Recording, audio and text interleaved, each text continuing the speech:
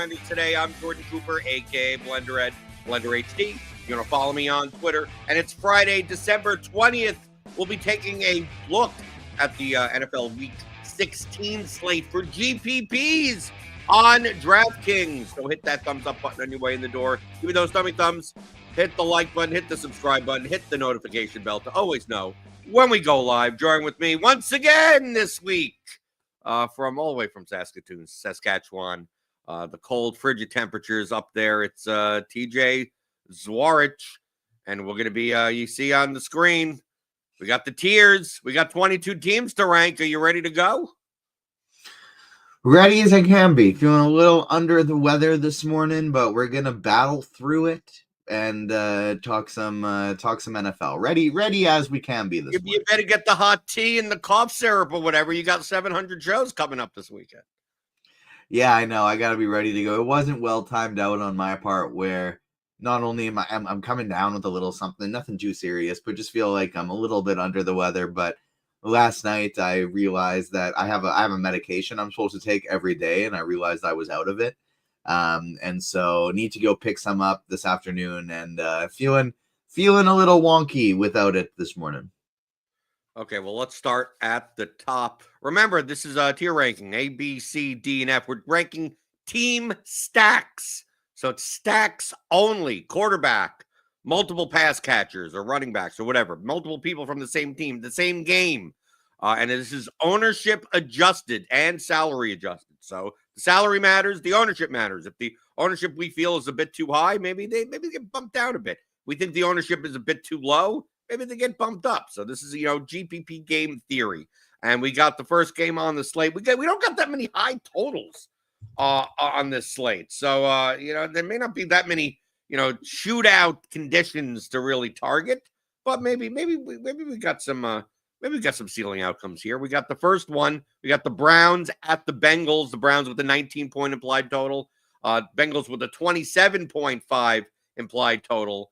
And Chase Brown going to be the most popular player in this game. Probably one of the top 3 or 4 highest owned running backs on the slate, and for good reason. Look at very high implied point total. The DTR is quarterbacking the Browns. Browns defense is nowhere near what it was last year. And the Bengals need to win out in order to make the playoffs. I mean, you need a lot of other things to happen as well. I've said it all throughout this week. You've been on shows with me the past 2 days. Yeah, I like Chase Brown at 7,700, but it's going to be hard to get up to high-priced wide receivers this week on DraftKings because all like the best plays are really like running backs, right? High 6Ks, 7K, 8K running backs. I'll take a 8 to 10% on Jamar Chase. Joe Burrow 7,500. More people are paying down at quarterback. I know it's expensive, but I mean, if you went into a large field GPP with Burrow double stacks every week this year, you probably been doing pretty well. Yeah. And I think that the Bengals stack may be under-owned again. I thought they would be chalky last week. They were owned, but nowhere near as much as I thought they would be. I don't know about you, but I don't even mind playing Burrow with Chase Brown in the lineup, playing a Burrow, Brown, Higgins type lineup, but like their offense is pretty condensed. And I think that Dorian Thompson-Robinson, it could be one of these train wreck games where the Bengals end up with the ball for 46 or 47 minutes of the game. I'm putting the Bengals on the A tier. They have the second highest implied total on the slate, or third on the slate. And I think they're going to be the least owned out of the 3. What do you say about the Bengals? So I actually wanted to put them in the C tier because I agree with everything you said, but you put a Bengals stack in your lineup, and then what? It's so expensive. The rest of your lineup looks terrible if you throw a Bengals stack in. And so I agree that they're lower owned than you'd think they should be. Their ceiling is just as high as anyone on the slate. I do worry about the Browns' ability to push back, but it is like you said, they should have the ball for a super long time. I think this is a Chase Brown game, and I would have the Bengals personally in C just because you can't stack them without making your lineup look terrible. So basically, your main concern isn't necessarily like the Bengals could go out there and put up 42 points. In a vacuum, I think the Bengals are an A stack. It's just Right. what they do to your team. Right. You just end up having to play like a double 3K tight end lineup, and Yeah. you're playing a Malik Washington one-off and the crappiest defense. Like I'm playing Chase, Higgins, Malik Washington, and Coker. Right. And you still can't even get up to like 2 8K running backs or anything. Like if you play Gibbs in that lineup, it's still tough to even play that type of lineup. So I get from a salary standpoint. So maybe we bump them down to B. The Browns, do you have any interest in? Because I'm willing to just put the Browns in the F tier. If there was something lower than F, that's where the Browns would be in this spot. Because this is the Jameis Winston. He may be bad, but he's good for fantasy. DTR is just bad. He's not bad and good for fantasy. He's bad and bad for fantasy. Yeah. Okay, next game. We got the Giants heading to Atlanta inside in the Dome. The Giants with a 16.75 implied team total. The Falcons with a 25.25 implied team total. Michael Penix Jr. may be one of the most popular quarterbacks on the slate. Maybe more for cash games at 4,500. But not much else in this game is like although Penix will be owned, I'm not sure how owned Drake London's going to be. I don't think Bijan Robinson will be a top 5 owned running back. He'll be up there. I mean, we have him at 12% owned. And then on the other side of the ball, Malik Neighbors at 6,100. I know it's Drew Lock at quarterback. I don't think the Falcons defense is, especially their pass defense, is that like tough at all. But I mean, I'm not a big fan of playing teams with a 16.75 implied team total. But Malik Neighbors could get 16 bad targets this game, and when you're getting target shares of that extent, ceilings can follow. The question here, DJ, is in GPP, how owned do you think? How do you think Penix's ownership is going to carry other people along in this game? Because I feel like if people are just going to like plug in Penix in like their double ups, but like no one's going to really play much in GPPs, it's going to be like 5-6% owned. Like I don't mind taking a shot on a Penix London lineup. I don't mind playing Penix with Bijan Robinson because Penix is so cheap. Like I don't need Penix to put up 20 fantasy points. Bijan catches balls out of the backfield. So, I mean, they still correlate to some extent, but I mean, this seems a lot condensed where I can play like Penix. I can play Penix, Robinson, London, Neighbors type of, and just like I capture like it seems like 90% of the production. Can you throw in a Ray McLeod or Darnell Mooney? Sure. Do I think this game is a shootout? No, but I don't think many of these games are shootouts. But I mean, the Falcons have a 25-point implied team total, and it's not like the Giants won't score any points. What are your thoughts about this game and in relation, especially to the ownership of Penix? Yeah, in relation to the ownership of Penix is where things get interesting because he's probably going to be super highly owned naked, like just by himself because he's so cheap. They're going to throw him in there on his own. But I do think the stack is probably going to be something that's fairly low owned. Now, I'm with you. My favorite way of putting it is just straight up Penix and Bijan Robinson.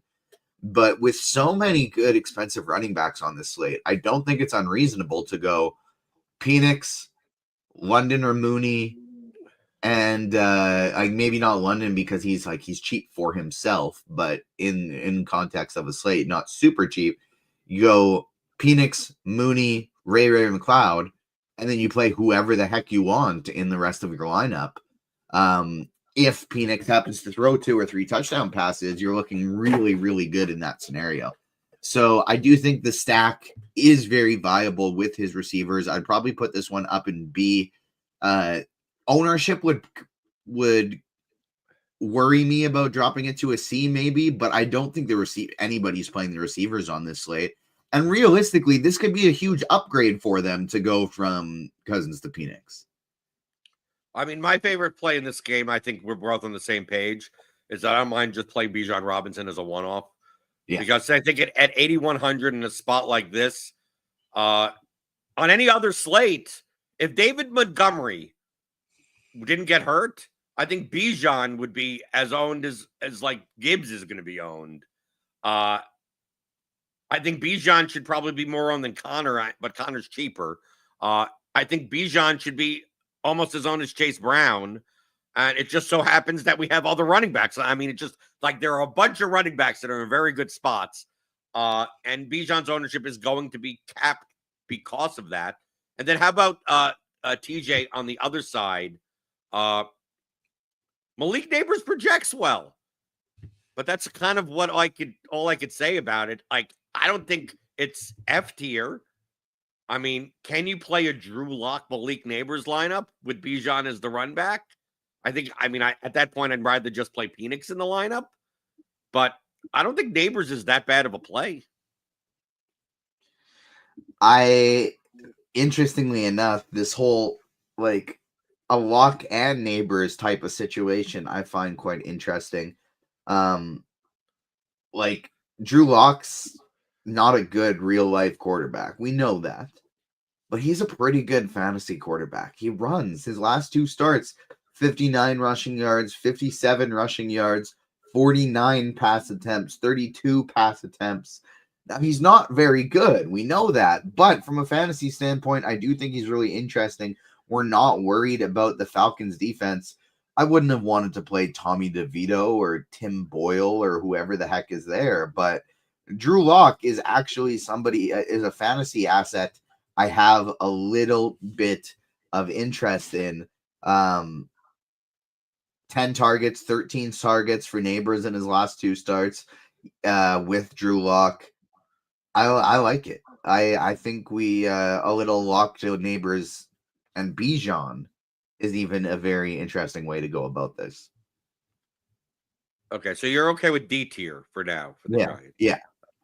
Right. They're not correct. Like F is like, I'm not playing the Browns. D is like, I probably don't play a Giant. D typically, TJ, for me, the D tier is typically, you're not crazy for doing it, but I'm probably not.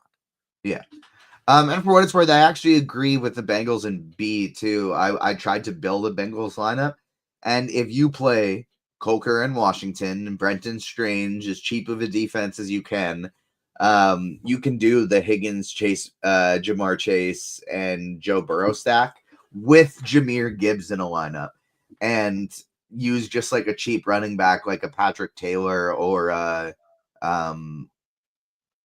even like Jerome Ford and just hope he breaks off a big one, and that's why the Bengals throw it a little more, and it's doable. So I like the B thing for that. Okay, next game on the slate, the Cardinals at the Panthers. Amazingly enough, this is one of the higher total games. I mean, there's nothing over 50. But Arizona has a 25.75 implied team total. The Panthers, 21.25 implied team total. Obviously, last week, Kyler Murray kind of failed his chalk. James Conner, although, was the highest scoring running back on the slate. I think the running backs in this game they're the more owned pieces. I think Conner at 7,100, Hubbard at 6,800. I think the ownership is flipped on FanDuel. I think Hubbard will be more popular on FanDuel than he will be on DraftKings, although I still expect Hubbard to be a top 5 owned running back on this slate. Then you got Trey McBride, and if you pay up at tight end, I mean, most people are paying down. Trey McBride is there. You could play a Murray McBride type of lineup. You always have Harrison there, and then you got Bryce Young and Thielen and Coker. Like if you're paying down at wide receiver, I mean, we really don't get 3K wide receivers. So 4,200 Jalen Coker is like the best we got with no Leggett in the lineup. But it's not like the Carolina Panthers still have, David Moore. They got some of these other Tompkins, some of these other guys. Doesn't necessarily mean that Jalen Coker just walks into like a 26% target share. I'm fine targeting the Cardinals against the Panthers, but to me, the GPP game theory aspect of this is how owned do you think Connor is? Because like I kind of want to do for the Cardinals, I want to do the opposite of the field. So if Connor's going to be under-owned, I'm just going to play Connor. But if you tell me that Connor's going to be like 27% owned or something like that, that just means that like the Murray McBride, Murray Harrison type of lineups are going to be under-owned. And I'm just not sure which way to go here. And I think playing Jalen Coker as a run back is perfectly acceptable in these types of lineups. Yeah, I really like the idea of playing Connor with one of the Panthers receivers. I don't think I'm going to stack this game up at all, though. I don't think I'm going to play Bryce Young. I'm not going to play Kyler Murray. I'm exclusively going to play the running backs. I don't think James Conner's ownership is going to go crazy because we have Jahmyr Gibbs just at $400 more. Devon Achane is cheaper than he's been all season. Chuba Hubbard is $300 cheaper. People are going to want to pay up for Chase Brown and Bijan Robinson. I don't think we're really going to have to worry about ownership too much of the running back position outside of Jahmyr Gibbs this week. And so like currently projecting 15% ownership for Connor. I do think it'll be higher than that. But I don't think it'll be higher than like 22, 23. So where do you want to put the Cardinals? D. Well, I wouldn't put them in the D tier. I think they're D tier. C tier. I mean, they project too well to be in the D tier. They project well every single week, though. Okay, and one of these weeks they'll get there, TJ. You gotta put your money in. It's like a Ponzi scheme. Eventually, the Cardinals passing stack will get there, and maybe it's this week against the one of the worst defenses in the league. I mean, I also don't think the Panthers are like our F tier. I'd rather play the Panthers stack than I play Dorian Thompson-Robinson. So I'm going to put the Panthers. I put them both in D. You got to put the Cardinals above the Panthers. I'd rather play the Giants than the Cardinals stack this week. Okay. Hot takes.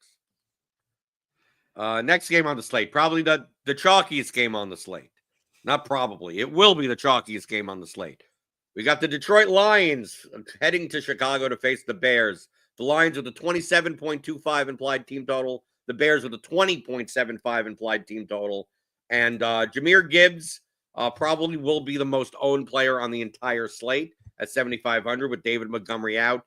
He projects absurdly well, like 90-plus yards rushing on his prop, over 3.5 receptions, 32.5 receiving yards.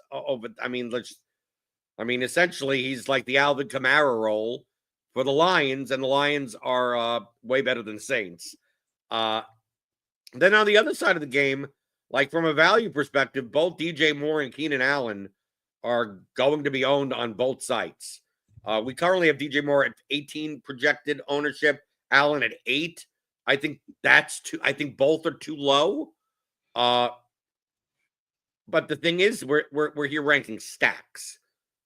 So a stack is a Goff stack or a Caleb Williams stack. I think this combination is going to be overowned. Caleb Williams plus Keenan Allen plus DJ Moore plus Jahmyr Gibbs. I think that is going to be way over. I mean, the Bears have a 20.75 applied team total. I get it. It's cheap. Caleb Williams has a ceiling, 5,500. But I feel like I'm more interested in playing like a Goff, Gibbs, Laporta lineup. And don't even play a Bear on the lineup and just they roll over the Bears and all these Bear stacks just go down in flames. I think the Bears are actually going to end up being the most over-owned stack on the slate. I don't think it's that bad. It's not like I'd put them in the F tier or anything. But do you feel as if like everyone wants to play Gibbs and they go, well, Gibbs, I want to play Gibbs, and Moore and Allen both project median-wise well. How do I put this all together? Well, I'm playing, people just say, well, I'm just going to plug in Caleb Williams, and I'm going to play the game that way. Yes, but I don't know how overowned the double stack will be because the double stacks are never that overowned. You know what I mean? Like people will go, like a Caleb Williams to DJ Moore or Keenan Allen, I think will be pretty heavily owned. But people so rarely actually throw the double stacks together as opposed to just like doing the full game stack kind of thing. Now, I do agree that'll probably be one of the more popular double stacks on the slate with Gibbs as the running back. That'll probably be among the top of the list of the people who are doing double stacks.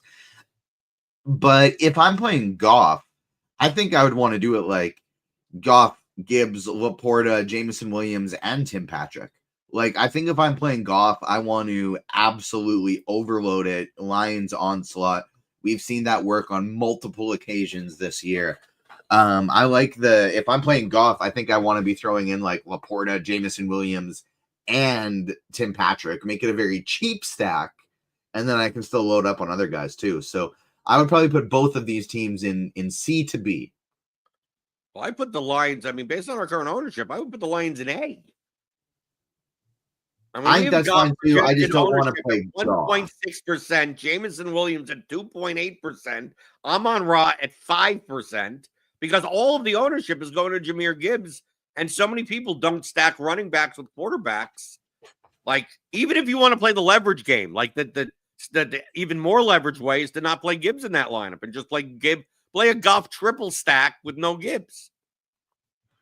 I'm with Brandon Smith in chat too. I think you can be loading up on the Lions without Jared Goff in this spot. So like you could play Gibbs and Laporta together without a QB. You could play Gibbs, Laporta, and Patrick together without a QB in this spot. True. That's what more people are going to do, and that's why Goff is going to barely be owned. Yeah, but neither is. That's why I bump him up. That's why it's like the Lions are going to put up a bunch of points, and no one's going to play the quarterback. It's like, okay, well, give it to me. That has to move him up. Sure. He's 6,800, and I would rather get 500 more for Jaden Daniels, even if I'm playing all those lineups. That's why he's lower owned. But he's same as Jaden Daniels. Yeah, but if I'm playing 3 lines in my lineup, I'm going to play Jared Goff. See, and I'd rather do it with Jaden Daniels. Okay. Here's a guy I don't mind playing naked. Next game, we got the Titans at the Colts. There's a low total. Titans with a 19.5 implied team total. The Colts with a 23-point implied team total. And the Colts have a healthy implied team total for this slate, 23 points. It's not bad. So a lot of ownership on the cheap end of quarterback is going to go to Penix at 4,500. But Anthony Richardson sitting there at 5,400. It's not like he's going to be unowned. He's probably going to be one of the top 5 or 6 owned quarterbacks on the slate. The thing is that stacking him is tough because he doesn't complete many passes and he rushes the ball a bunch. I think this is a good spot, even against the Mason Rudolph led Titans. Like I don't mind playing him. Like, I'd almost rather play Richardson as naked than Penix naked, because at least Penix is gonna like may drag London, someone else with him. Richardson could put up 30 fantasy points and drag no one with him. But I also think that Jonathan Taylor at 6,900 in this game is also going to be under-owned. I mean, his props are pretty high. He is like a minus 180 touchdown prop. I mean, compared to like Chuba Hubbard has a better role, but Taylor, this is a better spot as a 3.5-point favorite. Like, I don't mind playing these Colts players because I just think that people look at this game and just go, like it's a 42.5 total, but they're playing inside in Indianapolis. I don't necessarily want to play anyone on the Titans, really. And I could pair Richardson with Josh Downs. I mean, Josh Downs 4,900. I mean, there are worse things that you could do. If Alec Pierce is out, that'll condense some of the targets. So what do you think about the Colts? Would you play Richardson naked more than would you play Richardson with other people? I am okay with Richardson naked. That is more like cash, small field type of mindset for me, though. I think in tournaments, because I want to spend up for running backs and I need cheap receivers, if I'm playing Richardson, I will just play him with his cheap receivers. So Michael Pittman and Josh Downs, especially if we get Alec Pierce out, I think they're both very viable, because if one of them catches a big one, if one of them catches a touchdown, we don't need 25, 30-point games from them alongside Anthony Richardson.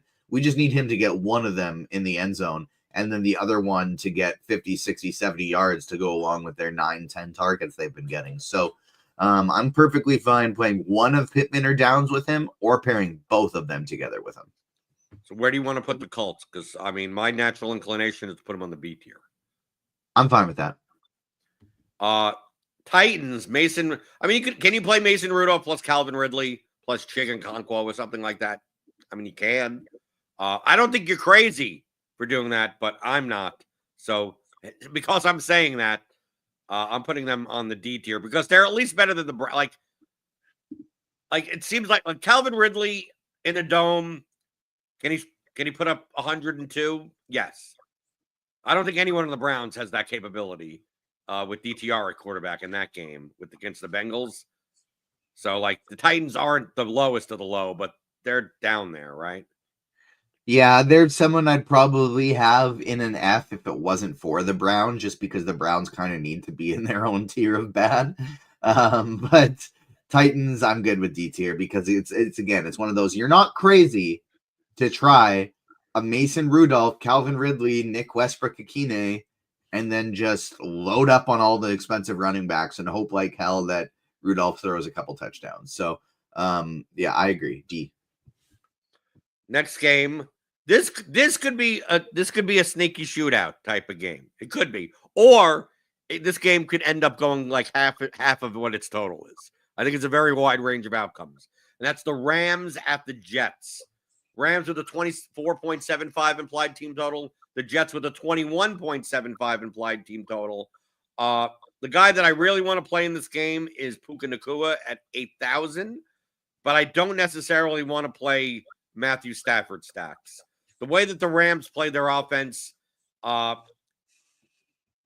don't like these 16 play drives, and next thing you know, and the Jets with Aaron Rodgers running down the play clock to the 2 seconds. I mean, this could be a game that if there's no big plays, there are not going to be as many plays in the game. But it's also a game with two defenses that can easily give up big plays, and guys that can make big plays with Adams and Nacua, Kupp and Garrett Wilson and Kyron Williams. I'm more interested in one-offs in this game personally. I think Kyron Williams at 7,200 is going to go drastically under-owned for his potential ceiling, even though he's really not catching balls out of the backfield anymore.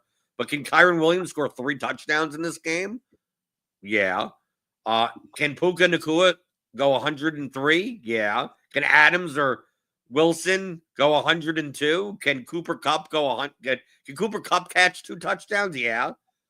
Stacking these players, it's like they're not cheap enough that I'd want to play the stacks of like Aaron Rodgers or Matthew Stafford, but you kind of know where the ball's going in this game. And I could see this game going over its total, but I could also see the game going under its total. What are your thoughts? Because like I like the players in this game, but I feel like I'm not going to rank the stacks very well. That's exactly it. The stacks are a little bit lower on the list because it's hard to do the double stack, right? Aaron Rodgers, Garrett Wilson, and Devontae Adams in a vacuum. I know exactly where all of Rodgers' targets were going. I would love to play them, but it's tough on a slate where we have no cheap running backs to make that double stack happen. And that's the exact same case for Stafford with Nacua and Kupp. I do think they're very, very interesting high upside options. Nacua is my favorite player in this game. If I'm going to try and target one player in this game, it's Nacua 1, Devontae Adams 2, and then Kupp at that super cheap price tag at 3. But I don't find myself full stacking these teams very often. I think they both either fall in C probably for me, just because I think the upside is very high, but would even consider D because it's very difficult to do. It's just, it feels wrong putting them alongside the Titans, the Giants, and the Panthers. It feels like these should be C teams. Right. If I was going to stack this game, it'd probably be from the Stafford side, if anything. But I mean, at these prices, I'll just play the Bengals stack. Right. The Bengals stack is a little bit more expensive, but I mean, I think the Bengals have way more upside. So yeah, I'm going to put both of these. I'd rather play the Rams than the Jets, but But the Jets aren't. I mean, if they're in the D tier, they'd be the top of the D tier or the bottom of the C tier. So I'd kind of put them right there. Okay, next game on the slate. We got the Eagles at the Commanders. Eagles with 24.5 implied team total. Commanders with a 21-point implied team total. And no one's really going to be owned in this game. Is this the spot where Saquon Barkley at 8,300 just goes nuts for the people in the best ball playoffs that maybe didn't even advance a team from last week because I don't mind taking a shot on Saquon Barkley at single-digit ownership. I don't think he's going to end up being single-digit ownership. He's never single-digit ownership. I think people are not going to play Brian Robinson Jr. in this spot. I don't think many people are going to play this game in this spot at all. Jalen Hurts is 7,800. I know Devontae Smith is cheaper at 5,800. I'm just not sure what the ceiling of this game is. And I feel like if I do play it, I'd rather play it from the Washington side than the Philly side. But just in general, do I want to pay $7,800 for A.J. Brown? Do I want to pay $7,300 for Terry McLaurin? Like these Commanders prices, I played with low ownership when the Commanders had like a touchdown higher team total. 21 points isn't that high. I mean, dude, 21 points. I mean, the Panthers have a higher implied team total. I know you said you'd rather play Jaden Daniels over Jared Goff, but I mean, that's just in a vacuum type of like, well, 7,300 Jaden Daniels, at least he rushes the ball and there's some ceiling there, but you're not serious that like you consider the Commanders stack to be like a good play even at these ownerships. Not with McLaurin, just because he's tough to get to. He's expensive. I do think it's super interesting playing virtually unknown Jaden Daniels with ridiculously cheap pass catchers. So no Noah Brown, probably no Zach Ertz. If we get a super cheap tight end here, if we get a De'Ami Brown, maybe we can go to again, and then you just hope that he rushes for a lot of yards. It's a way of getting a stack with Jaden Daniels without breaking the bank. So I'd have this as a C tier team. A B tier? C tier. A C tier. Okay. Yeah. I can give you the C tier. I mean, but I'd rather play the Commanders based on the price than play the Eagles. I mean, the Eagles. Yeah. I mean, the Eagles are not as bad as the Giants, the Panthers, and the Titans from a football perspective, but as far as how they play versus their prices, I don't think this is the type of game where they're going to be where Hurts is dropping back 40 times. No, but I would say that Devonta Smith is probably the best sub 5% owned receiver on the slate. I love him for tournaments. I think he's in a really great spot. He always runs a different route tree when Dallas Goedert doesn't play. He runs more over the middle slants and crossing routes, and he gets utilized in the middle of the field more without Dallas Goedert. He got all the way up to 12 targets in the last game. He gets looked to in the red zone. I think at $5,800, Devonta Smith is one of the best tournament wide receivers on the slate. Next game, we got the Vikings at the Seahawks. If you told me like 2 months ago what the total of this game was, I would assume that this total would be closer to 50. It's not. The total is 40, 42 and a half. Vikings, 22.75 implied team total. The Seahawks, 19.75 implied team total. So one of the lower ones on the slate. Kenny Walker, as of right now, is in the projections. Takes away Jack Charbonnet as like a play at 6K. JSN and Metcalf are cheap. I mean, Metcalf's down to 5,500. JSN, who's pretty much the number one receiver now, is 6K. If the Seahawks are behind, they'll throw the ball with Geno Smith. The Vikings are a good team, right? I mean, like, Sam Darnold, 6,500. Justin Jefferson, 8,200. Are they the best values on the slate? No. But are they being owned? I mean, like, Aaron Jones is 6,400. You talk about we need some type of cheapness at running back, even though that's not that cheap. I don't understand why the total is the way it is, because it feels like this game could. I mean, I take a look and you go, it's Geno Smith double stacks, like Justin Jefferson, you got Jordan Addison, you got Aaron Jones, like all these players could hit big plays. These are. Is this just going to be a boring game like the total suggests? Because no one else is playing the game. I mean, I look at the ownership and it's like everyone's about single-digit owned because there's no like screaming value in the slate in this game. But it's not like they project poorly. I just think that this game, despite the total, it just feels like it should have a higher ceiling, right? Yeah, I agree with you there. And I'm actually surprised the total is so low as well. The ceiling definitely feels like it should be there. Darnold, Jefferson, Addison, the double stack's been working almost every single week. I do find it tough to get to Darnold this week with his price tag, especially stacking him up with these guys because nobody's super cheap. I think I would rather just get like solo exposure to Hawkinson or Addison if I'm playing the Seahawks. Jordan Addison getting targeted on 25% of routes where they use play action. Darnold's been the best play action passer in the league. They're using it more than anybody else. And the Seahawks are bad against it. So I do think Jordan Addison is a very interesting tournament play. And then on the Seahawks side, I do think a Geno stack is viable because, again, I'm looking for stacks on the slate that allow me to pay up for running backs. And I can double stack Geno and pay up for running backs. I can play Geno, Metcalf, and Smith and Jigba, his two best receivers with the quarterback, and still pay up for running backs.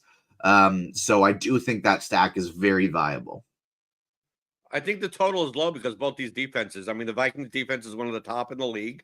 And the Seahawks defense the second half of the year has actually been very good.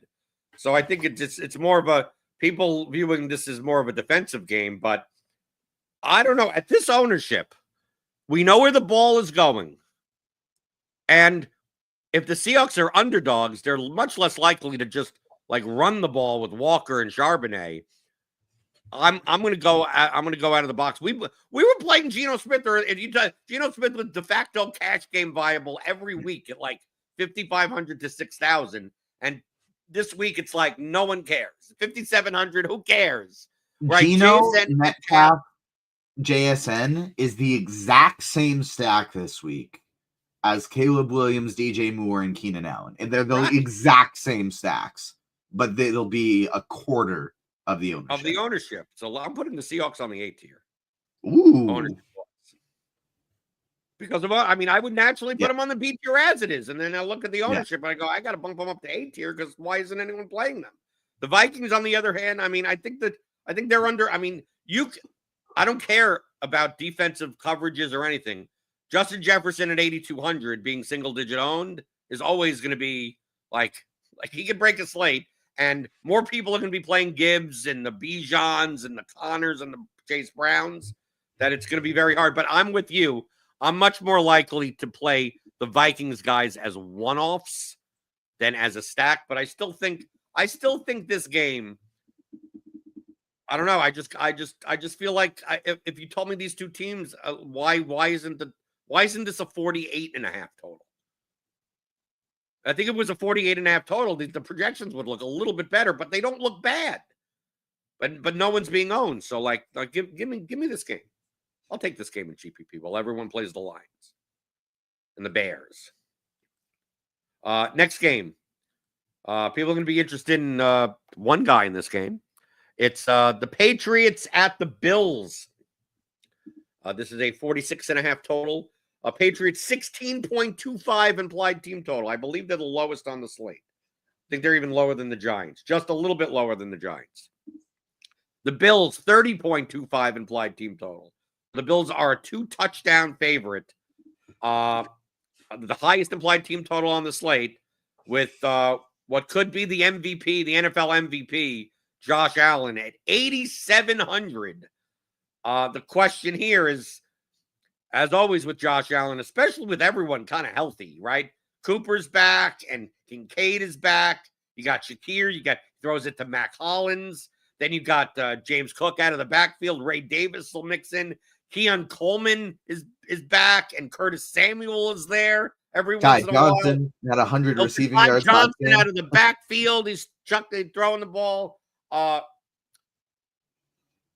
do you play? Like it's one of these things where it's like, are you going to play a naked $8,700 Josh Allen on this slate where you want to pay up for 3 7K plus running backs? Like, I don't think so. And the fact that you can't stack him with anyone.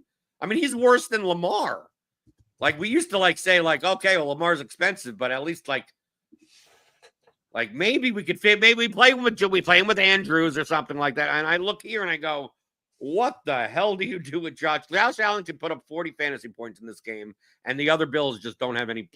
It's spread out so much that no one gets there. I mean, even the slate that he won the other 2 weeks ago, Khalil Shakir had 24 fantasy points, and that for Khalil Shakir to have 24, that's a big ceiling for him. I have no interest in the Patriots. What are you doing with this game? It's kind of hard. It's kind of weird to just ignore the team that has the highest implied team total. Yeah, I think you can go ahead and do your best to get to some Josh Allen, but you just don't worry about stacking him. I think a very smart strategy is to play as close as you can to an optimal style lineup, but pay up for Josh Allen instead of one of the other expensive players in the slate. And he's probably just going to keep scoring 40 points every single game. You do worry against a game like New England where there's not going to be a lot of pushback. Will he be running as much as he has been? That's where this upside is coming from he's throwing like Josh Allen. He's playing great, but he's running for 50 to 100 yards every game. He's scoring 2 to 3 rushing touchdowns every game, and that's why he's such a great option. So I do want to get some Josh Allen in tournaments 2-3% owned like he has been every week. Probably going to put up a 40 piece like he has been every week. I'm just not going to stack with him. So where are we going to put the Bills? D? Under the caveat that Josh Allen on his own. Eagles, right? Similar spot of where just salary-wise and stacking-wise, it's tough. Do you have any interest in the Patriots at all? Drake May lineups at all? No, I do think maybe you could do D because they're very Giants-esque in the sense that you could play Locke and May are both running quarterbacks. You pick one cheap receiver to pair them with, and you can do whatever you want. So I would go D, not F, but I'm not getting there. I'm putting the top at the top half. I try to make things as symmetrical as possible. Let's see. Next game. Here's a game that people are going to be owned in this game, and I don't think this game has a high ceiling. It's the Jacksonville Jaguars against the Las Vegas Raiders. The Raiders are favored in a game. This is how bad this game is. The Raiders with a 21-point implied team total. The Jaguars with a 19.5 implied team total. Brian Thomas is going to be owned. Jacoby Myers is going to be owned.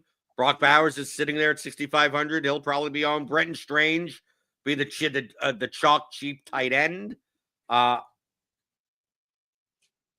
mean, I know Mac Jones is 5,200. Aiden O'Connell is 5,100. I just don't. Do you see this game being a shootout? I see. Okay, these are nice median values. Can you play Brenton Strange by himself and can he go 7 for 60?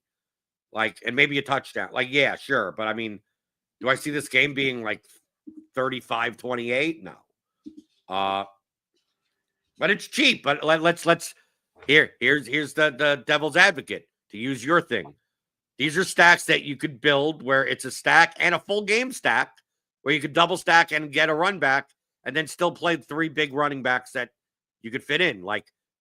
You're going to tell me what's the Aiden O'Connell, Jacoby Myers, Brock Bowers lineup, or the Mac Jones, Brian Thomas, Brenton Strange lineup. What's the difference between the Caleb Williams stack? What's the difference between Anthony Richardson? What's the difference between all of those? And you could get all the running backs that you want. And I agree with you. Just that I just don't think the ceiling of this game. I put this game below those games. So, I mean, I'm not saying this is like an F tier game. I'm just saying that for their ownership, it's not like you're getting these guys like it's not like Brian Thomas and Brenton Stranger, like they're going to be owned. It's just that Mac Jones is not going to be owned much. So it's like that's where you're getting your leverage. And I'm not a big fan of like getting my leverage at just the quarterback position. You're on mute. I'm muted. Jaguars are an A stack for me. They are my top stack on the slate. I want to play Mac Jones, Brenton Strange, and Brian Thomas together. If I can only play one lineup, that's what it's going to be. Brian Thomas is getting absolutely peppered with targets. 14 last game, 12 the game before. And after the 12 target game, their coach went, yeah, we still want to be getting it to him even more. So, and they did it. 14 targets last game. And Brenton Strange, Mac Jones has been throwing it to him all season long, even when Evan Ingram plays. What happens when Ingram's out when Jones is in there? 12 targets. I'm going to be playing Brenton Strange in every single lineup. The only other tight ends I considered were Trey McBride and Sam Laporta. And I just want to play Strange in every single lineup to get that source of salary. He's going highly owned. Thomas is going highly owned. Nobody wants to play Mac Jones. He's been good in 2 of his last 3 games, and now he gets the Raiders. It's Mac Jones season. Okay, I'm doing a heavy compromise by putting him on the bottom of the B tier. The Jaguars are close to an F tier. For me, they're close to an F tier stack. That's fair. And it's primarily, to be clear, it's primarily because of ownership. Right? It's not like I don't like Brian Thomas or Brenton Strange. It's just that, like, I don't like playing stacks where it's not a high team total, and I'm getting the quarterback. Well, everyone's playing Thomas and Strange, but no one's playing Mac Jones. That's much different than everyone's playing Amon-Ra St. Brown and Sam Laporta, but they're not playing Jared Goff. It's like, oh, everyone's playing, like actual top teams. Like everyone's playing Chase and Higgins, but not playing Burrow. Like that's a different story. Mac Jones is not that type of like 5,200s, like whatever. And then on the Raiders side, have fun. I mean, like I don't want to play quarterbacks. Same thing that are attached to 15% on Jacoby Myers and 10% on Brock Bowers. Just like no, I'm sorry. I mean, where do you want to put the Raiders? Because I mean, the Raiders to me are a D tier team. Yeah, I'm right there with you. I would consider an O'Connell, Bowers, Myers type of thing, but I don't really want to pay up for Bowers on this slate when I want to be paying up for running backs. So the reason why I love the Mac Jones one so much more is because Brenton Strange is 3,500, whatever he is, whereas Brock Bowers is 3,000 more expensive. So I'm with you. D tier 4 Raiders for me. Just it seems like for a 40.5 total, there's way too much ownership in this game. Can these guys get there? Can Brian Thomas Jr. have 18 fantasy points? Yeah. Play him in your double ups. That's fine. I mean, like Jacoby Myers. If he goes, 7 for 60 or something, like, okay, get you 13 points. It's like, okay. Like, can they be in winning lineup? Sure, but I mean, can the stack? I don't want to, play, it's like play Jacoby Myers and Adam Thielen and you look at your lineup and you go, does anyone in this game, does anyone in one lineup have a chance of scoring 35 fantasy points? And you go, probably not. Well, see, Strange, I think, is more likely to go for over 30 than less than 20. Or sorry, Strange's value. Thomas, not Strange. Sorry, Thomas, not Strange. Right. And then Strange, I think, is like good for 15 to 20 in this one. That's kind of how I'm viewing it. Yeah, but for 3,500, I mean, you can't really find $3,500 players that have even a ceiling of 15, let alone 20 or something. So like, I get it with the Strange stuff because, like, if you're not going to pay up at tight end, it's like you might. I mean, yeah, it's hard to get many points at tight end even at the 3K level. Last game on the slate, we got the 49ers at the Dolphins. The Niners are a 1-point road favorite currently. 22.75 implied team total. Miami with a 21.75 implied team total. It seems like the 49ers are a little bit more owned than the Dolphins on the slate. Like we have Achane at like 14% owned at 7,400. We got Jennings at 13% owned, 5,900. Debo, we have it like 10 to 12% owned at 5,200, even though he may not be a thing anymore. No one else is really going that owned. Tyreek Hill probably be somewhere around 10% owned. I like the pieces of this game, but I don't necessarily love the stacks. For some godforsaken reason, the Tua stacks were the most chalk last week because people like outthought themselves about going off the board, and then everyone went there. So I don't mind a Tua Tyreek type of lineup. I don't mind a Purdy Jennings type of lineup. I just don't feel like this is necessarily a ceiling type of game with these teams kind of beat up. The Dolphins' offensive line is not healthy. The 49ers just in and of themselves are not healthy. We don't know what the hell is going to happen at running back for the 49ers. It may be a running back by a really bad committee. Like it's going to be a Patrick Taylor, Abinakanda, Keyshawn Vaughn. I mean, who knows? Kyle Juszczyk, Debo will get some carries. Who knows? So I'm interested in like playing Jennings one-offs and Tyreek one-offs and Achane one-off. And even the Achane stuff, I don't think he's going to be 14% owned. Personally, I think it'll be lower owned than that. Yeah. Right. I don't mind the one-offs. I don't even mind taking a shot on Deebo Samuel at 5,200 just for the sake of maybe he's not dust or something, or maybe whatever. I don't know. What are your thoughts? I don't think this game is like a bad game. I think this game has a better ceiling than I think the Jets-Raiders game, the Raiders-Jaguars game. But of course, obviously we have more expensive players in this game. So where are we putting the 49ers Dolphins? I think this game gets forgotten about, essentially. I think it gets fairly forgotten about too. I like all the individual pieces for the Dolphins, but I do find a stack hard because 49ers defense is getting back healthy for this one. They should have Nick Bosa back. They're a totally different defense when Nick Bosa plays versus when he doesn't.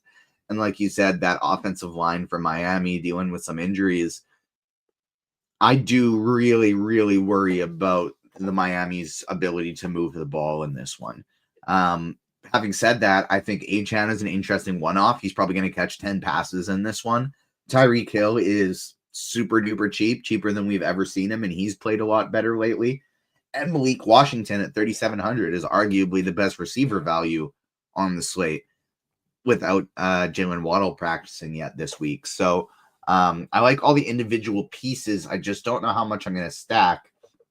I agree with them for C tier. 49ers side of things, I would like George Kittle if this wasn't a Brenton Strange week for me.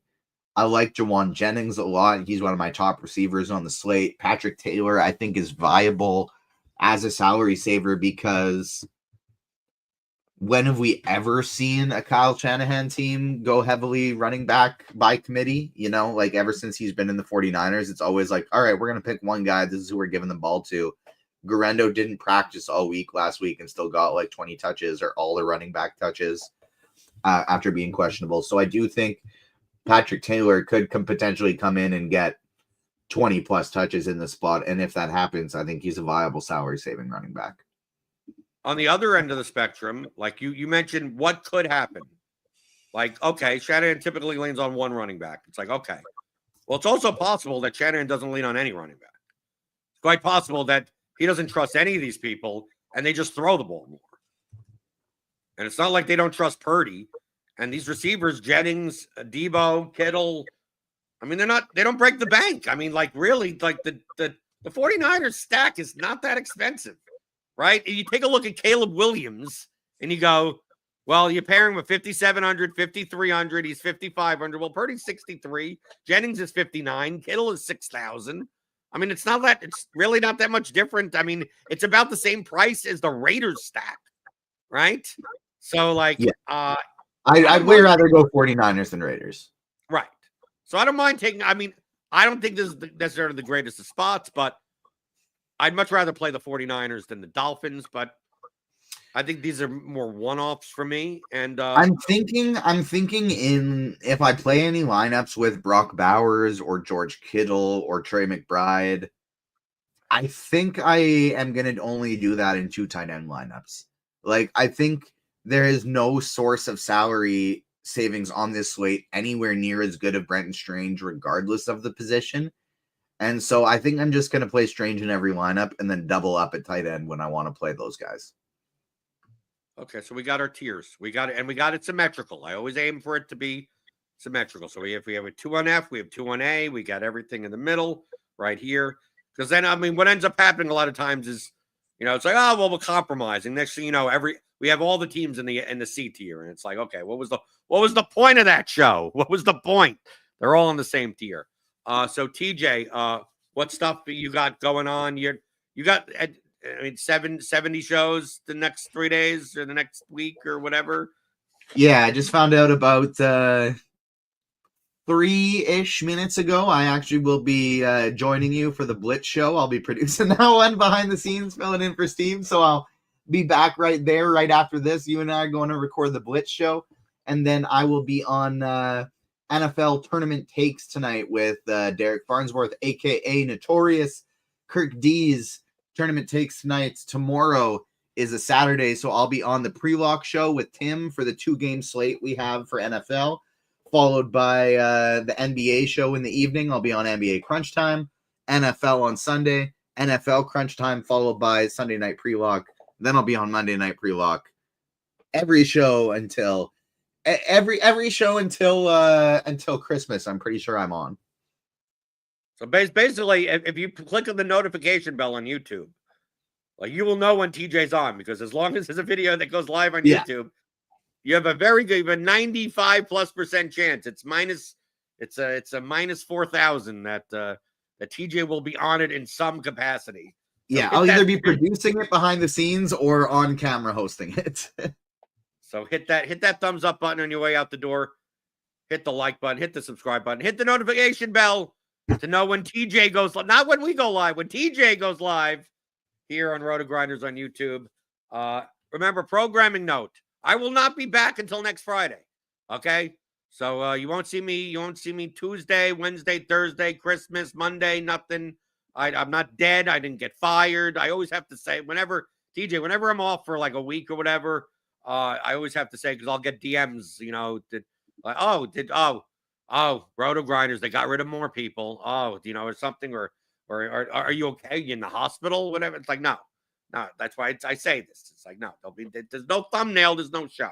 But I'll be back next Friday, because I'm always here for you, right? Most of the time. Not during Christmas season, though, because I'm taking off during then. But most of the time, I'm here for you, talking all things you're thinking about in daily fantasy, props, and pick 'em on RotoGrinders today.